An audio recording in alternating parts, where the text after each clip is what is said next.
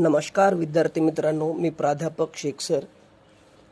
सर्वप्रथम भारतीय सैन्य दलाचं मनापासून अभिनंदन, कारण की त्यांनी पहलगामचा बदला घेतला आणि ऑपरेशन सिंदूर राबवलं आणि ते यशस्वी केलं।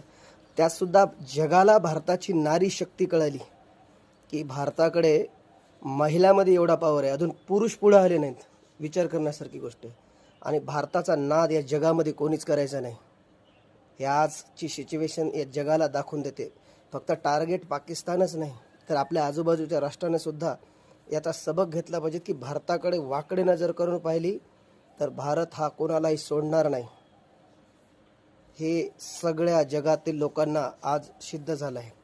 राहिला प्रश्न पाकिस्तानचा, तर आम्ही नुसती मॉब ड्रिल जरी करायची असेल तर ती डायरेक्ट पाकिस्तानमध्ये जाऊन केलेली आहे।